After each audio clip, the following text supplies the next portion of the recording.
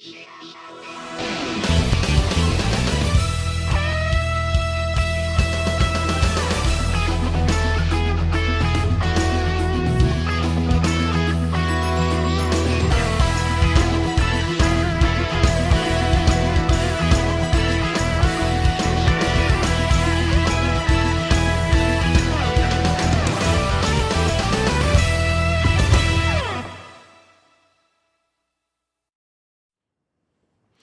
everybody, welcome to Live Lessons. Welcome to Music City, Nashville, Tennessee. We are here at legendary guitar store Grier Guitars here in Nashville, vintage guitar capital of the world. And we're going to be talking about flat picking and bluegrass guitar tonight. Hey, if you can, go ahead and type in where you're from. That's always fun for me to kind of see where everybody is from. I'm seeing already Minneapolis, St. Augustine, Florida, Dunkard, Pennsylvania, New Mexico, North Carolina, Victoria, British Columbia, Portugal, Minnesota again, Fort Davis, Texas. Fort Davis, Texas. That's a long way from here. All I remember is they have the big space thing there out in Fort Davis, the big telescope, the University of Texas telescope out at Fort Davis. We used to visit there. Quebec City, Sylvan, it's good to see you. Charleston, South Carolina, it's great. Nacogdoches, Texas, Nacogdoches, Bob, good to see you. It's going to be a wonderful night of some fantastic music tonight. If you want to be a part of we're going to be giving some things away throughout the course of the broadcast. If you want to be a part of that, go ahead and log in at ustream.tv, and you'll have to kind of put in your information, and they send an email, and you confirm that, and then you're able to log in, and then you're able to chat. So there's a chat window down underneath the Ustream, and you can chat there, and you can ask questions, and we'll see your name in the chat, and we'll our producer will pick some names, and we will do some giveaways. So, but before we get started, we're very excited to have with us David Grier, flat-picking guitarist extraordinaire, and it is just going to be a great night of music. Would you kind of welcome David? David, thank you so much for being here. Thank you. Appreciate it. You bet. You bet. What are you going to play for us? Can you get us started off with a song? Sure, I reckon I could. I'm thinking I'm just going to do one I wrote. Sounds good. It's called, yeah. I'll be darned if I could think what it's called. It's called Cascade. Cascade.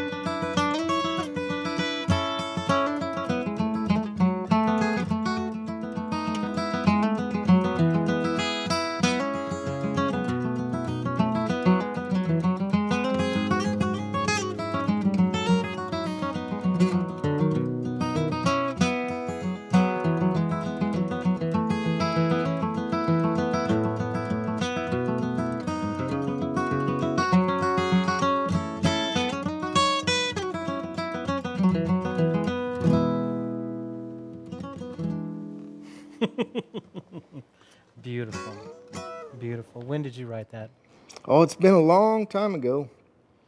I started my own record label, and my first record on that label came out in '98, and that song's on there. The record's called Hootenanny, and so previous to then sometime, Yeah. I don't really remember when, other than that. And I noticed you got a capo on the 4th fret there. That's just where I wrote it, and so I figured, why not? Yeah. What kind of capo is that?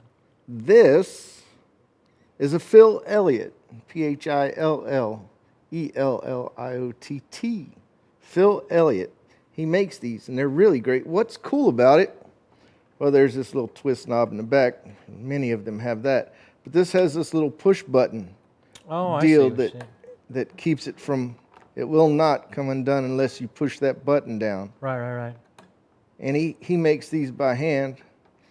So Does he have a website or anything? I'm sure he does. You could Google it if you spell it right, and you could rewind it and check out that spelling. He's a really good guy, and they're really good capos. Fabian, maybe you can find that link. If you can find it, put that up there. Thank you. There you go. Fabian, you're already way on top of it. You already got it before I even mentioned it. Fantastic. Tell us about the guitar you're playing today.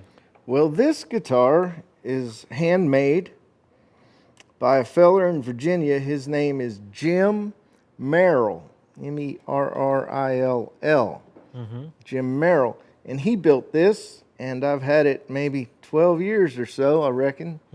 And I've got several guitars. My other one is in the shop. It's actually on its way back from being in the shop. It's another handmade guitar by a luthier in Bellingham, Washington. And his name is Dake Traphagen. And he's mostly known as building flamenco and classical style nylon string guitars. But he built and builds, steel string guitars. And the one he built for me is amazing. Wow. Yeah. Well, that one gets a fantastic sound as well. Yeah, it's all right, huh? Beautiful sound. Hey, as we go along tonight, if you have any questions, go ahead and type them into the chat, and our producer Garrett will put those up on the screen so that I can kind of see, and we'll try and answer as many of those questions as we can. How did you get started playing flat picking and bluegrass? That's our theme for this month, is flat picking bluegrass. How did you get started playing this style? Well, I got started because my father did it. My father played the banjo and would get invited to picking parties, which is a social deal. Yep. And it was cool because all the musicians would be picking, and all the kids could run around pretty much unsupervised, which is always great when you're a kid. So it was a cool thing, and then you could always hear the music playing. You can't outrun the sound of a banjo. Yeah. So I was just always around it, and that was all bluegrass stuff. That's pretty much the banjo's place. Was back then anyway. And so it was fairly normal to see people picking, and just seemed natural to do it myself. So your dad played? Did anybody else in your family play? No, they played the radios, what they played. And so I assume he taught you some of your chords and things? Yes, he showed me the basic chords. I was thinking about this the other day. I don't know, but if you go back in bluegrass far enough, you'll see that a lot of the guitar players didn't play a B chord. Every time you mention a B chord is what? It was B7. Is a B7. That's all there was. It's like B7, sure. No, I didn't say B7, but so it's funny to look back at those old times, you know. It's like you take it for granted. Everybody knows a B chord now, and that's right. And many more chords, but back then. Anyway, he showed me all the basic chords, the first position, G, C, D. And in fact, when I first started, I was 6 years old, and D was hard because you had to use 3 fingers. G was easy because that's all you needed. C, D was hard because you had all 3 fingers you had to use. And so gradually, through time and effort and practice and exploration. I remember putting on Bill Monroe records and playing along with him. Yeah. You know, I'd write down what key the next one was in so I'd be ready for it, That's right. That's right. Kind of be the DJ in between songs, which was only like a second or two on the record. And any other formal training? Did you take lessons along the way, or just kind of figured it out? Just winging it, hoping for the best. You know, there's a lot of memory involved. Both ways. You want to remember all the good things so you can do them again, of course. But you also want to remember what didn't sound good so you can avoid doing that again also. That's right. Right? And there's a lot of that. And it's a lot of, I like just messing around, trying to figure out what two notes could go together that I didn't know went together before. That's right. You know, but That's finding the bluegrass is a lot of G to C, man. There's a whole lot of that. So I try to figure out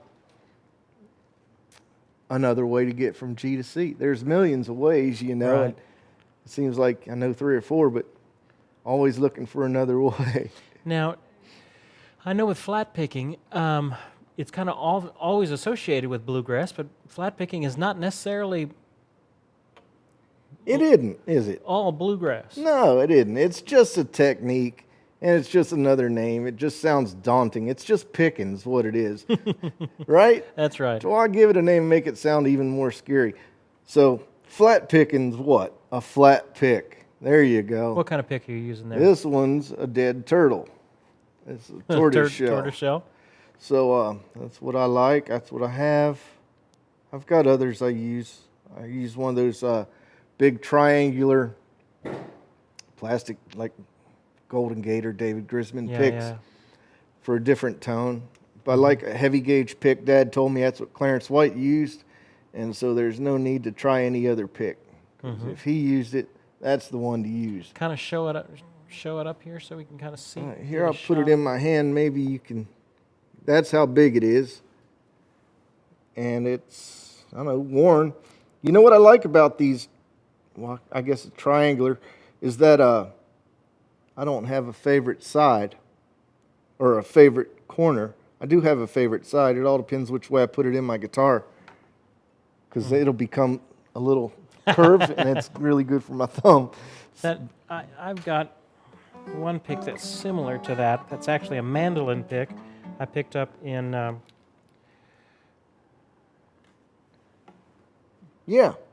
Golden Gate. Yeah, same thing. Yeah. Well, that's another one that I have. I got them in my case, but Yeah. this is the one I use mostly. Real similar to that. Yeah. Now, all right, let's talk about flat picking a little bit. Sure, man.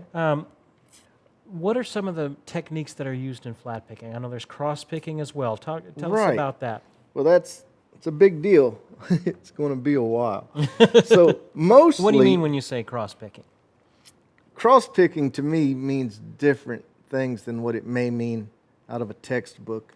I didn't learn from a textbook, so Yeah. cross picking normally is 3 strings, any 3. There's 3 in a row. And the way I do it is I alternate. So up, down, which is weird if because the top string of these 3, the first time you hit it might be a downstroke, but the next time you hit it, it's going to be an upstroke, right? But it's always alternating. Well, That's not always. See, that's But generally. generally, more often than not. as opposed to sweep picking, which would Right. be all in the same motion. Or the way others do it is down, down, up, down, down, up. And the beauty of that, I guess, is each time you hit that top string, it's a downstroke, and each time you hit the bottom string, it's an upstroke every time. Yeah. But it's just awkward to me. It doesn't work. My brain and hands Doesn't don't flow. Have the same sort of doesn't flow work with for your me wrist. as much. But so that's your basic cross picking. If we can boil that down to one sentence, or something. And then And what so you you just want? keep alternating that pattern as you're going between those 3 notes. So it's always flipping.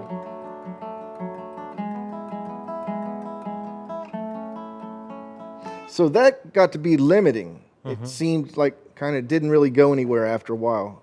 So I figured, well, I wanted to do all the strings, not just 3. So I thought, well, I'll do this. Those 3, and then those 3. And that way I could play all 6, you know.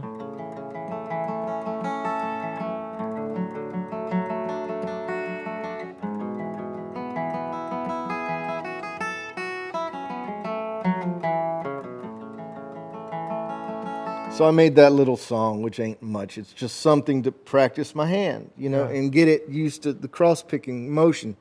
And then that seemed kind of weird. It's, well, 3 and 3, it's still 3. I wanted to try to get away from this. This is like many years. Yeah.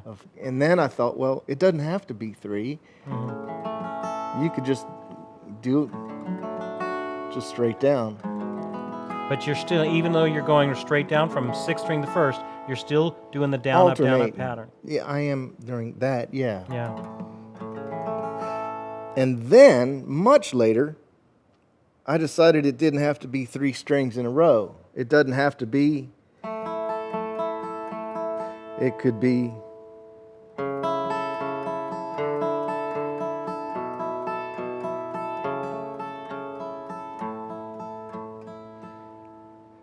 So any bottom note and any 2 other notes, which opens up a brand new, many things to explore. For me, it did.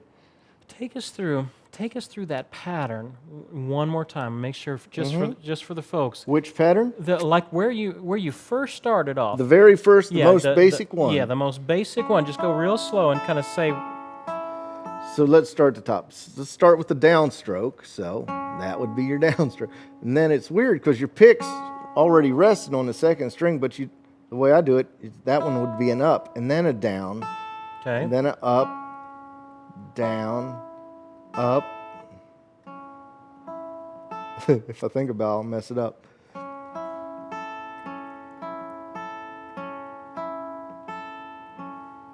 So it's basically two halves, and it flips all the time. Yeah. Between the downs. And what you want to do, what I did, and I would think you would like to do this, is make sure that every string's roughly as close as you can make it the same temp, the same volume. Volume, yeah. Yeah, because once you start, something will happen like this. Yeah. And one will jump out, which isn't what you want. You want to be in control. And it's good to practice even playing. So when you want one to jump out, it's on purpose. It's because you wanted that. It's not by mistake. Right. So the cool thing to do then, after you become comfortable with this little thing, is to try to accent one of the strings, like the 3rd string, the G string. Yeah, I don't do that very often, do I?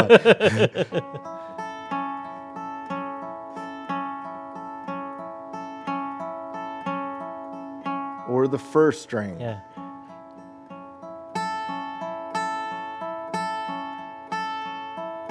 Yeah. So whichever one you want at that time. So the main thing is you want to be in control of what you're doing. Why do you think that approach to flat picking, it gives a different kind of a rolling quality than just the normal way of picking. Yep. That works well for that sort of style, and it just kind of gives kind of a bubbly rollingness to the sound of it. Well, a guitar, an acoustic guitar, in a band, doesn't have a lot of sustain. While that note's ringing, other people are playing, and so you won't hear it. It's ringing, of course, but very quietly. And by doing that cross-picking thing, it keeps it going. If you're wanting to play a note,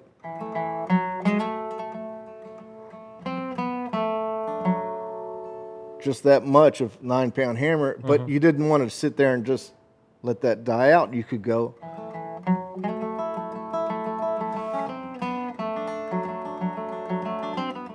Or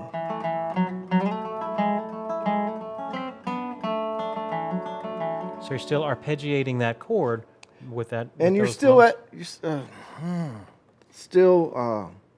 singling out the one note you want. The melody note. And the others are just filling around it, sort of. I mean, some folks may not know what the intended note is, maybe, but I do. Yeah. Let's get to some of our questions. Hi-Fi Bry is asking, David, do you have any exercises for increasing the speed of your picking?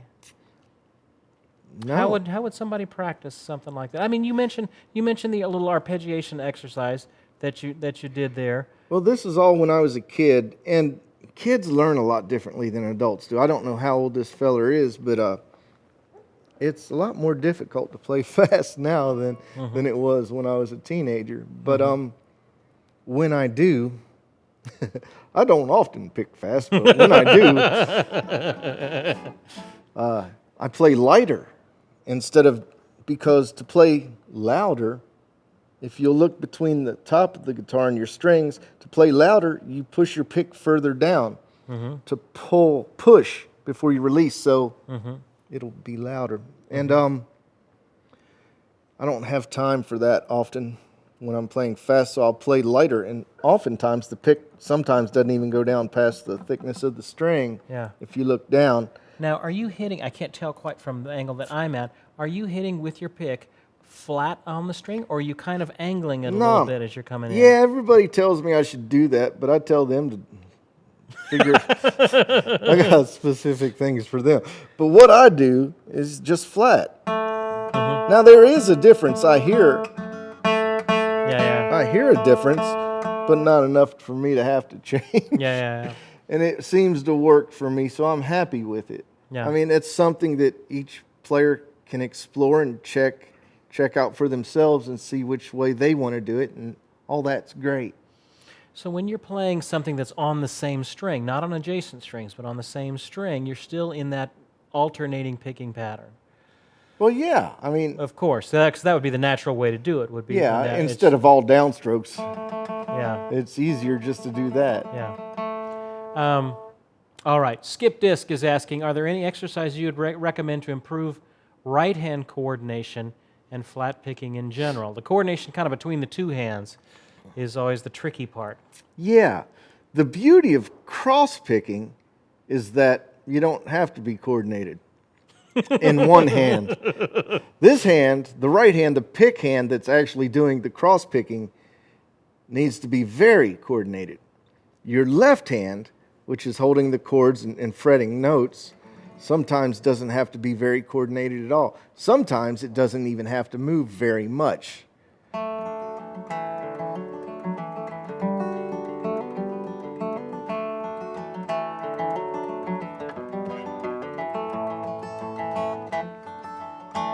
It's beautiful.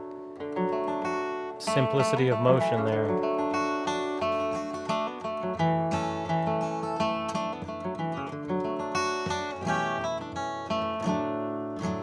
Or, check this out, anywhere you're strumming, you could be cross-picking. For example, Wildwood Flower. That's a guitar song.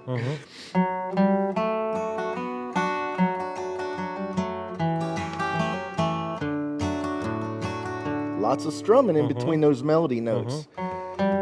There, here, and there. Here a bunch. Yeah. So you could do...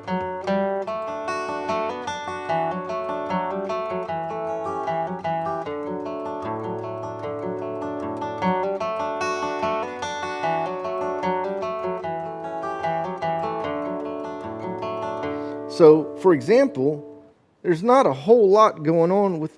That was pretty much identical between the two versions that you played. You're just holding the chord down. So basically, the guitar is an auto harp at that point. I mean, you want the low notes, they're down here, and the high notes are down here. Right. It's all which one you hit with your pick. With your picking. Wow, fascinating. So many great questions. Six String Samurai is asking, any tips for guitarists playing with a banjo, which is often in a bluegrass setting. You're playing with a banjo, and you're both kind of playing that same sort of arpeggiated pattern. Yeah, I would think in that kind of situation, a hammer might come in handy. Apologies to all of our banjo friends out there. I like the banjo. I do. That's all right. We've made our share of banjo jokes here at Live Lesson. So, banjo players, and banjo itself takes a lot of ribbon. It's because they're so loud, and beginning banjo players don't really have the touch because they're beginning and they're learning. And it's often hard to be around.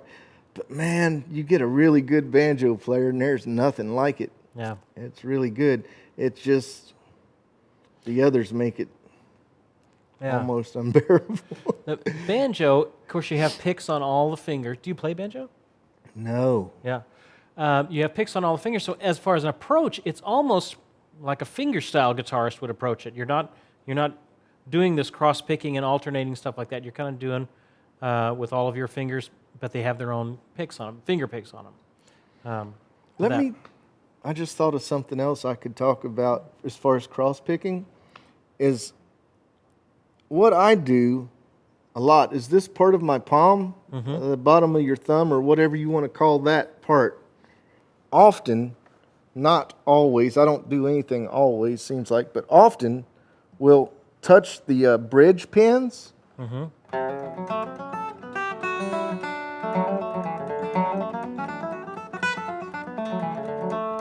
It doesn't always.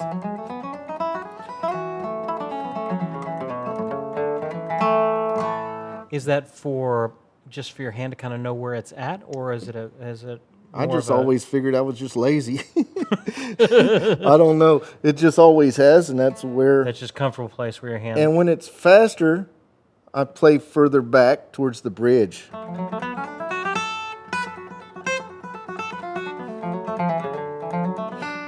And when it's prettier, I learned this from banjo players, is you ever see a banjo player, they're back here playing, and then when they want to play pretty, they'll move up here. It's like, well, I could do that. I don't have to play banjo to be able to do that. Yep. And you can hear the difference.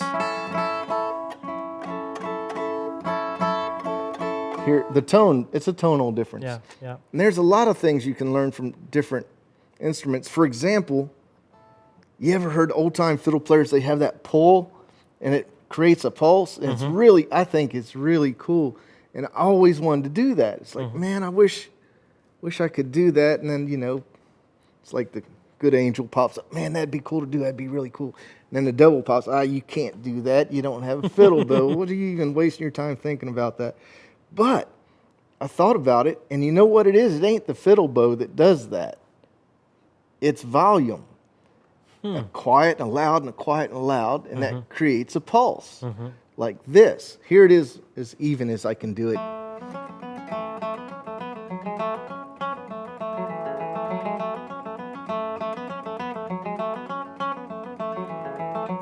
And here it is with more of, hopefully, a pulse.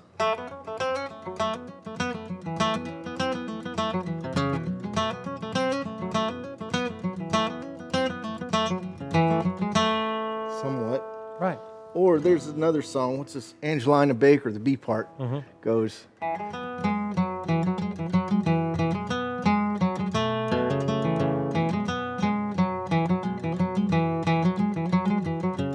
And here it is with the pulse.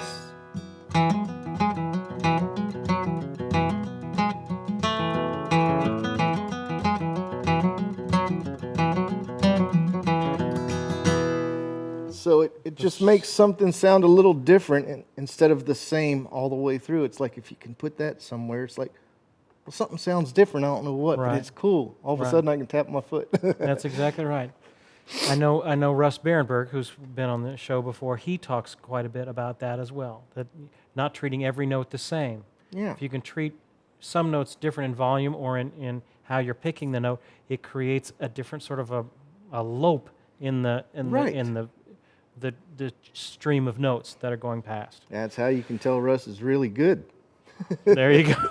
There you go. Russ is great. We Sure love you, Russ. is. I look forward to having you back on the show sometime. All right, Les Paul Freak is saying, this is an easy one. David, what kind of tuner do you have on the head of your guitar? This is one of those Peterson. Peterson Strobo tuners. Yes. But there's clip-on ones, which I haven't seen It's yet, a but I've heard they're clip-on great. one. I love it. It's really exacting. I mean, you can tune with someone else's tuner or something you have maybe already, and then put this on and see how far off you really are. It makes a difference. As better as you can get one. The best one you can get would be the way to go, and I think this is really good for me. Yeah. Works well. Yeah, for acoustic instruments. All right, well, we'll let David catch his breath here for a second, and gosh, we didn't even get to any of these questions that I was wanting to ask you. I ran across in some of my research for this lesson. You played at Steve Martin's wedding. I did. I did. How did that come about? Well, I think that came about because Brian Sutton was getting married and was on a honeymoon, I believe. I think that's how that happened. Maybe. Anyway, Brian was playing with, and still is, playing with Hot Rise. Mm-hmm. And I think Pete Wernick, who plays the banjo, is friends with Steve Martin, who also plays the banjo. And Steve hired Hot Rise to play. Mm-hmm. And for whatever reason, Brian was unable. He was busy, and so they asked me to do it. And so I did, and that was cool. And that's how I came to play at Steve Martin's wedding. Wow. Quite a bluegrass musician himself. He's played shows at the Ryman here Sure enough. in town, and is fantastic. Yep. All right, let's give something away. We haven't... There's an old amp you could give away right over there. let's just pick something here at Gruen's and give it away. I don't know if George would approve of that. Let's give away one of your CDs. This is called Evocative. Tell us about this CD. Well, on that CD, I wrote every tune. Every song on there is a song that I had written. And there's one on there I wrote when I was a teenager. There's some more recent tunes also. What's different about this CD from my others is that it's more of a production. It's more of a crafted CD as opposed to let's all just go in there and cut one and then cut another. Yeah. This was more crafted, and I got the best musicians I possibly could, and I got to play electric guitar on it, which I always wanted to do. Yes. And in fact, that was the most fun. I didn't know what I was going to do on the electric guitar, so everything was cool. Whereas I had specific ideas what I wanted from the acoustic guitar, and if it wasn't that way, it's like, man, I got to fix this, or this needs more work. I wish I played that better. Yeah. And so it was a blast playing electric guitar.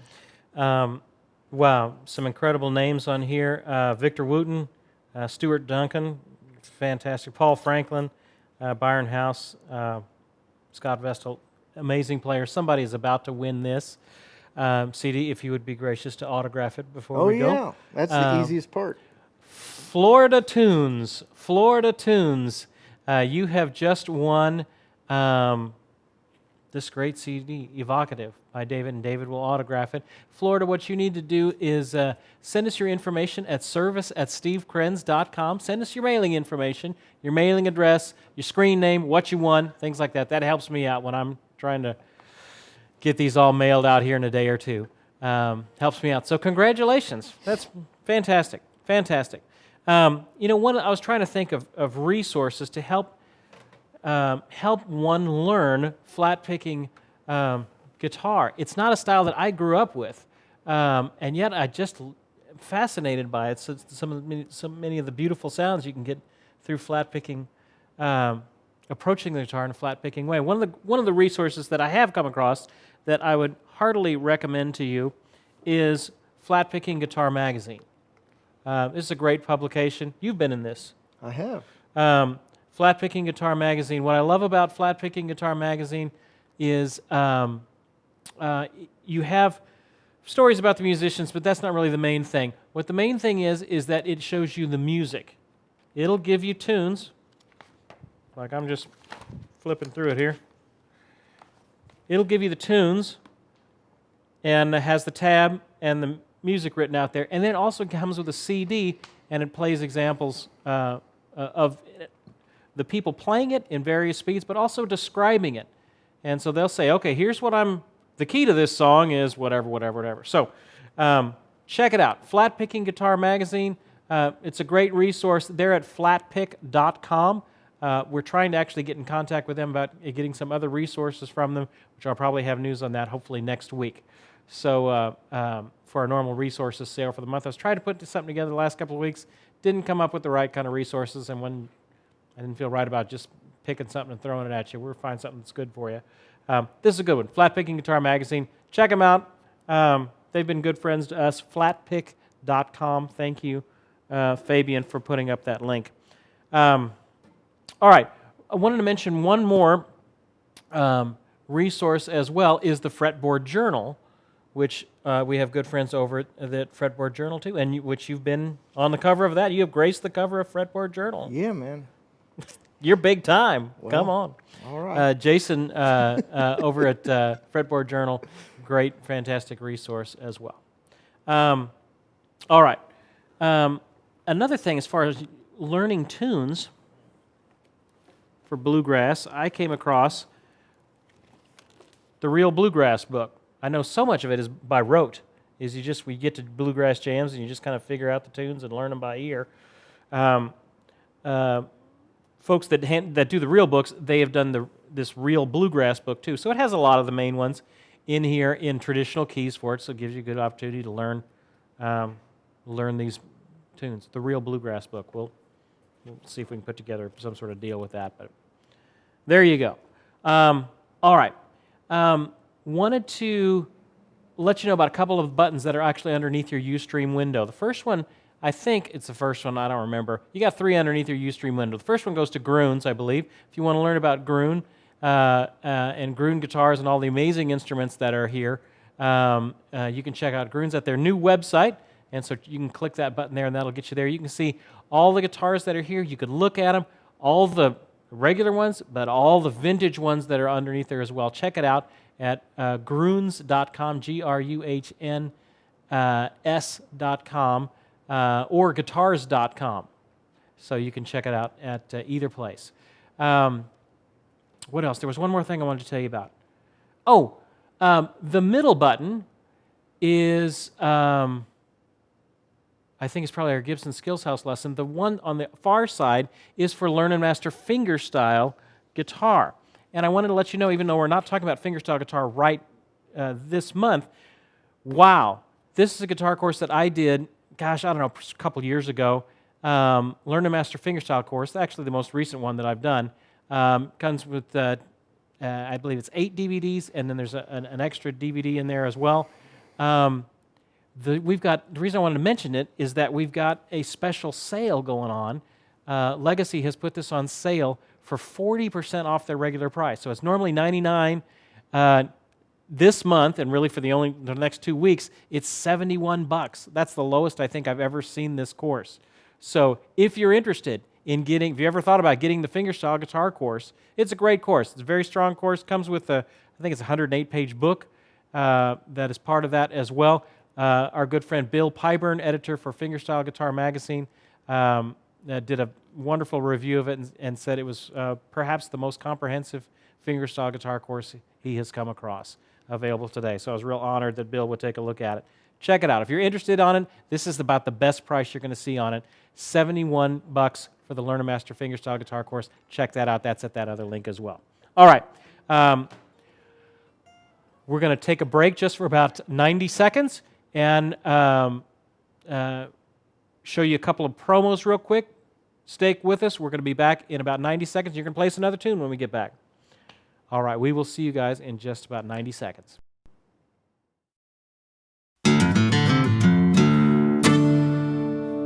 Hey there, Steve Krenz here, and I have some exciting news. We're finally finished with our brand new guitar course.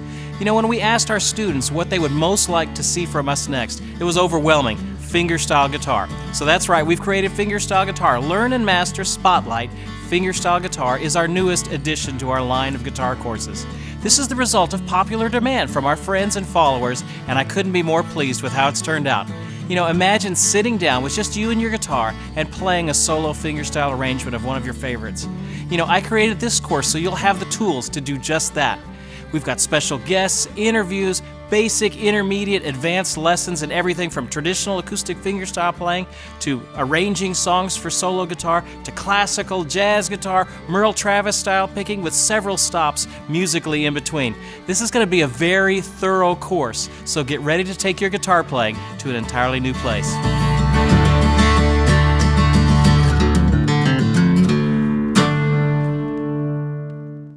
All right, there was a little bit about the Learn and Master fingerstyle guitar course. If you're interested in it, check it out. $71 at that link below. The other link below there, I believe, is Instruments of Joy. That was this organization that we introduced you to last week that gives guitars. You donate your old guitar, they take it, team it up with a team that's going on the other side of the world, and they give your guitar to these incredible musicians that wouldn't have any other way of getting a quality instrument.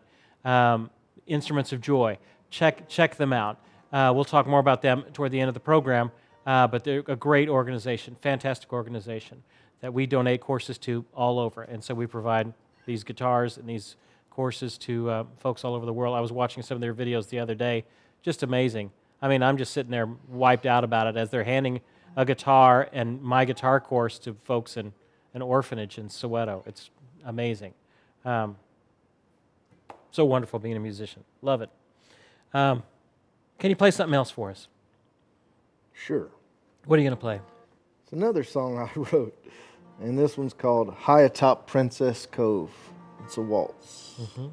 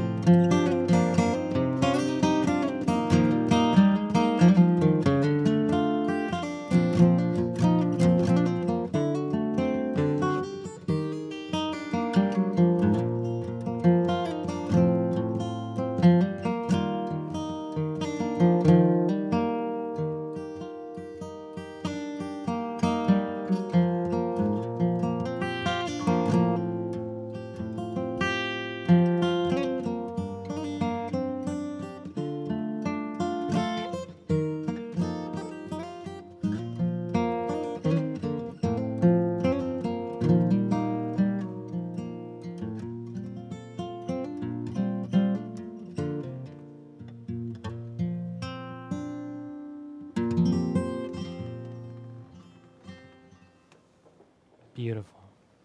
Beautiful. Thank you so much. Certainly. What do you have any of your music out in tab and sheet music and things like that? I do. I used to record for Rounder Records many years ago. Yep. And one of my records, I guess, is called, well, not I guess, I know. You know, we've done a lot when you go, yeah, I think it was named. It's called Lone Soldier.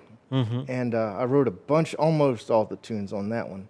All but one, I think. And there's a tablature and standard notation book of that out. Mm-hmm. It's available on my website, which is davidgrier.com. It's Grier, davidgrier.com. And there's instructional DVDs and all my CDs. Did you do a DVD with Homespun? I did.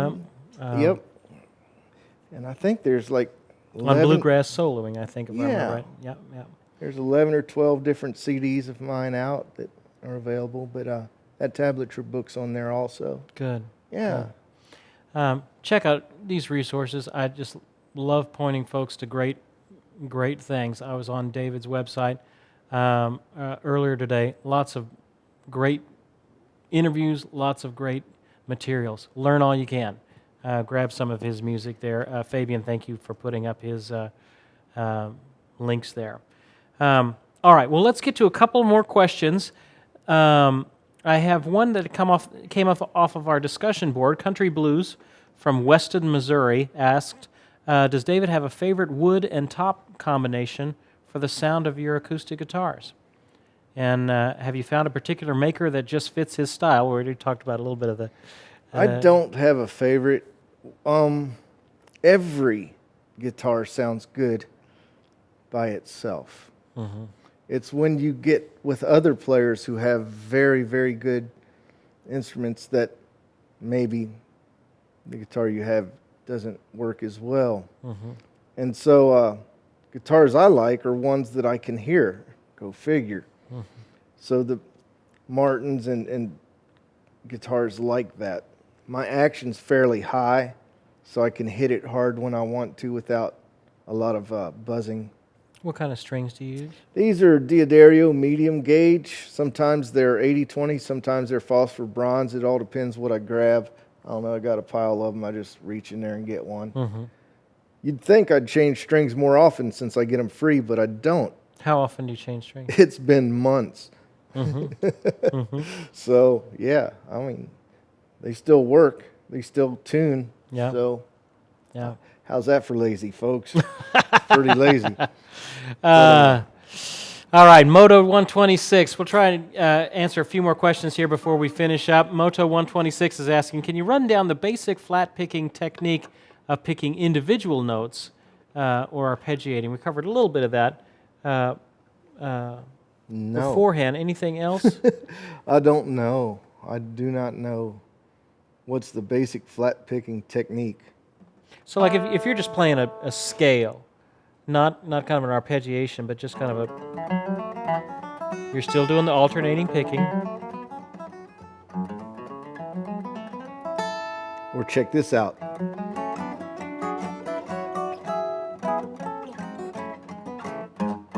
All right, you're going to have to play that again for us slow. That was great. What is that? Well, I figured, because, I don't read music, I don't read tablature, and I don't know theory and all that, so I have to make up my own lessons, mm-hmm. which I do once or twice a decade. And how's that for lazy? So, here's your basic scale deal. Right? Not that I know a lot about scales, but He's got a capo on the second fret, okay, well, and he's basically playing a G scale.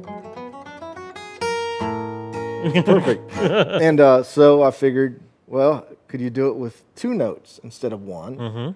Mm-hmm. But then eventually what it became is 1, 2, then 3, then 4 notes. Mm-hmm.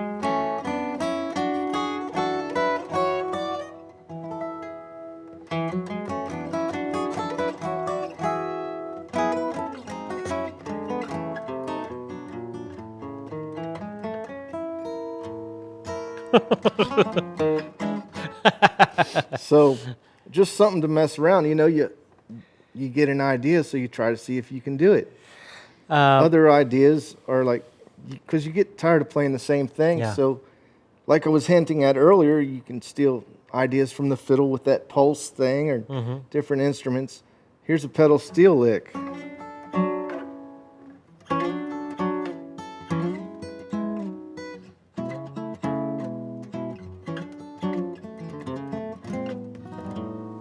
Wow, so you're holding one and sliding with two. That's tough. Yeah, it is. I mean, you could do it on a telly because the strings are lighter and there's less tension. You can bend the daylights out of them, but you'll rip your nail off trying to bend a string like that on an acoustic guitar with medium strings.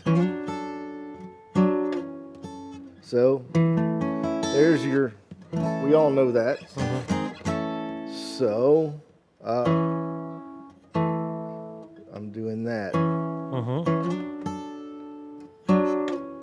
So the first finger just stays where it's at. That you ain't even got to worry about that. And then the other one, you know that? This chord, it's like a part of that and a part of that, Mm-hmm. all put together. Yeah. This one, the pinky doesn't have to do nothing.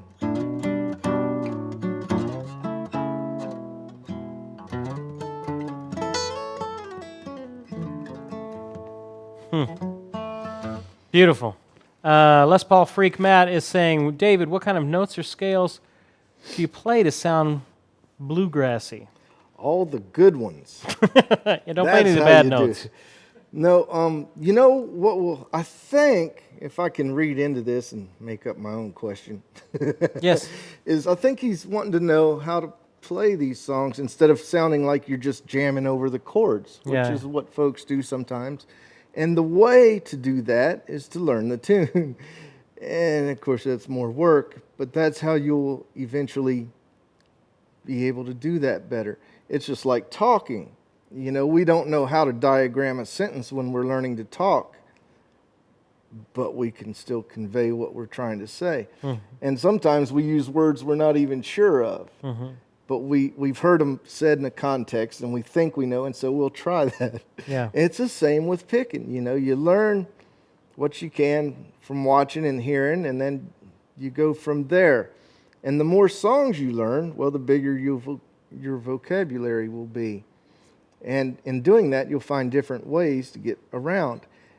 In fact, that's how I did it. I think, and because I did it that way, I kind of think it's the best way. And the reason I think it's the best way is if you learn by just reading notes off a page, you can learn that, and that's great. And it'll get you from the beginning to the end, I guess, perfectly if it's written well. But what you don't get from that, there's several things, is you don't get the mistakes that might lead you in a cooler place. Yeah. You know, when you're learning, you're going to make a mistake. I've made millions, still do. But oftentimes, it'll take me someplace I didn't anticipate. It's like, man, this is even better than where I was going. I need to figure out how I did that. And also, while you're doing that, you're learning, your ear is growing too. Right. The way you hear, you're learning intervals, you know where these notes are. So when you're at your buddy's house at a jam session, or you're in a field at a festival and you're picking with some folks who you don't even know, and they say, here's this song I wrote, it's in G, and you think, oh no, I don't even know this guy. I just met him 10 minutes ago. Now he's going to do a song I've never heard that he's written. And if you've played a while and you hear what he's doing, you can hear where he's going and think, well, that reminds me of this one song I know. I can do that. I can get that far. Yeah. And you won't learn how to do that at all reading from a book, learning notes. So you have to develop your ear, which is going to behoove you. It's going to be the way to go. You got to play with other people. There's just no way to do it sitting in your room isolated. You've got to get out. There's some things that you can only learn when you're in the game, playing with other folks, testing your ear out, trying different ideas. Part of learning is books and trying to figure things out and all that sort of stuff. But another part of learning is just being able to react to what's happening musically around you and being able to interpret what's going on in your head and get it out through your fingers. A lot of it's the way you practice, too. I've seen people who practice one thing over and over and over, and then when they get on stage and they mess up, then they're really lost, because then they don't know where to go. They haven't really learned their instrument or their fretboard, fingerboard. They just know that one thing they were doing. And so I don't know. I try to play whatever I'm playing a bunch of different ways. So when I do make a mistake, it can help lead me somewhere. Instead of it being a crisis, it can be something that's really cool. That's right. That's right. Let's give away one more thing while I'm thinking about it. I just saw George Groon come by and reminded we're going to give away a Groon shirt. We gave this away last week, but folks didn't claim it, so we're giving it away this week. So this is a Groon, fantastic Groon shirt, pretty large. I think it's an extra large. Yep. The winner of this is Lefty54. Lefty54. You need to contact me at service@stevekrenz.com and send me your mailing address, phone number, whatever, and we will send this out to you. So Lefty54, you've won this, but you don't contact with me, I'm going to give it away next week. So there you go. All right. As we're kind of winding down here, we have a couple of last questions. Paul McFarland, our good friend Paul, what kind of electric guitar did you play on your CD? I've got a 1952 Fender Esquire. I have a 1951 Gibson 175. Nice. And I played my buddy Brent's Telly, and he had a Gibson 295. I played on a song or two, something like that. I think that's... Brent Mason? No, my buddy Brent Truitt, who was the producer of the record. Yep. Our last question, Randy120 is asking, how do you amplify or record your acoustic guitar? Do you have a pickup? Do you have a microphone? What you're hearing tonight is actually a pretty rudimentary setup. We've got a regular old Shure SM57 mic that he is going through, and it is about 5 inches from the sound hole at this point, is what you're hearing. What do you normally have in the studio? I'm sure they play with all kinds of mics. Yeah, there's too many mics for me to keep up with it. Is there a pickup system on a guitar that you prefer, or you normally just go with? Yeah. How do you deal with feedback? Glare and cuss. As many do, yes. Fantastic. All right, there you go. All right, well, a couple of closing announcements as we try and land this plane. Hey, check out our good friends Instruments of Joy at that link. Their goal is to try and get 20 instruments. Do you have a guitar that is sitting in your corner of your closet collecting dust? That guitar could be helping out a musician on the other side of the world. And how this works is you contact Instruments of Joy, or you can contact me. I can get you their information. Contact Instruments of Joy. Tell them you're going to tell them whichever you have. Electric, acoustic, doesn't matter if you have guitar effects. If you got an old clarinet, they'll take that. Make sure it's in good, playable shape. Make sure it's got some musical life still left in it. We don't want to give junk. And call them. Then you got to box it up. You can go down to the local UPS store, tell them you're boxing up a guitar, we'll round it, wrap it nice and tight with bubble wrap, and ship it off in a box. It's going to cost you a little bit for the box, a little bit for the shipping. That's part of the giving. Send it here to Instruments of Joy. They will turn around, send it on the next team out, and you will get then a picture back of your guitar being handed to some musician who's ecstatic to get it, in Mongolia or Monrovia or some other place. And with every guitar that goes out, we send out a guitar course that goes along with it. And it's a fantastic way. You get a picture back with your guitar having its new life somewhere on the other side of the earth. It's a great thing. Once you get the joy of helping people that you'll never meet, you get the bug for doing that. That's the good stuff. When you start helping people that you'll never meet. All right. Hey, our next live lesson is going to be next Friday. Or excuse me, not next Friday, next week, next Tuesday, which I believe is the 19th. And we will just be doing a regular old open talk. We haven't done an open talk in a while, so we'll be doing that. Hey, I'm going to try and have some Skype lessons on this Friday and Saturday, which is the 15th and the 16th. If you're interested, I haven't really promoted that too much. I'll try and put some links up for that. If you're interested in getting a Skype lesson while I'm doing that on Friday and Saturday, email me at service@stevekrenz.com, and we'll try and kind of get you plugged into that. And we can work that all out and get you set up with Skype and all. I'll try and put something on the discussion board as well. Okay, we've got a bunch of lessons over at Gibson Skills House, over on Gibson.com, where we put lessons all the time. We've got, probably 100 or so lessons over there now. I've got one up there right now about the Nashville number system. I've got another style lesson on electric stuff, kind of getting that delay sound that the Edge uses from U2, and how to set your delay to get those sorts of sound. We got a 10-minute power workout on 3-note on the string scales, doing scales but using 3 notes on the strings, and some of the great things that you can do with that combination. And then we've got an interview with the great Gordon Kennedy, talking about songwriting. He wrote the song "Change the World" that Eric Clapton won several Grammys for about a decade ago. And has written songs for everybody, and is usually the rhythm guitar player for Peter Frampton. So phenomenal guitar player in his own right, Gordon Kennedy, and we've got an interview over at Gibson with me interviewing Gordon.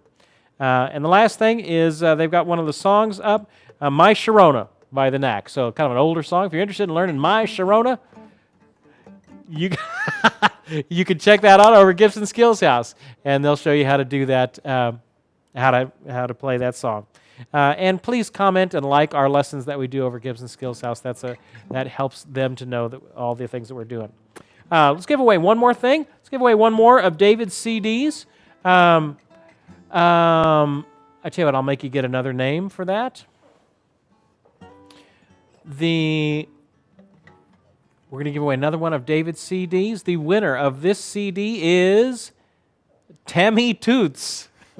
Tammy Toots won. TammyToots. Tammy Toots won. You've just won David's latest CD. We'll have him autograph it as well before he gets out of here. Send me your information, Tammy, at service@stevekrenz.com. So our three winners for tonight were Tammy Toots, Lefty 54, and Florida Tunes. So all of y'all have won some great stuff. Whew! And that's enough of me talking. Can you play us out with something? What are you going to play for us? Yeah, I don't know. Hope it's good.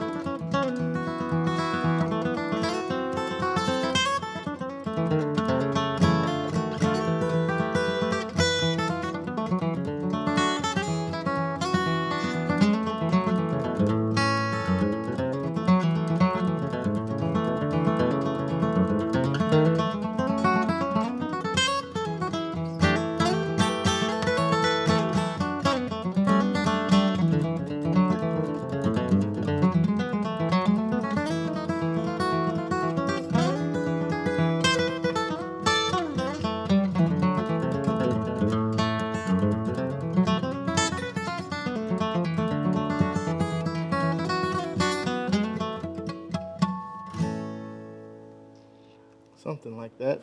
Whistling Rufus is an old fiddle tune. Beautiful. Thank you so much, David, for being here man. with us. One of the questions I wanted to ask you before we go, what are some, if folks are interested in bluegrass guitar or flat picking guitar, not necessarily bluegrass, but just flat picking, what are some artists, what are some names, what are some guys they should be listening to? Well, they should listen to Doc Watson. They should listen to Tony Rice. They should listen to Clarence White. Start there. Yeah, those are some big ones right there. Well, yeah, they're the guys that really do it well. Check that out. Doc would be the easiest one to start with. Learn some of his stuff, and once you get that down, you could branch out. Mm-hmm. If you're feeling adventurous, learn some of Tony's stuff. Learn some of Clarence's stuff, which is, I think, simpler in a way, but a lot more difficult in another way. It's really syncopated. It's so cool. Once you hear that, you'll get sucked into it, and that'll become your focus for a long time. Thank you so much, David. My Thank pleasure. You so much. Thank you all for joining us tonight. It's been a wonderful night, great music. Keep up your own work and your own learning. I hope you've gotten some ideas from all the things that we've talked about tonight.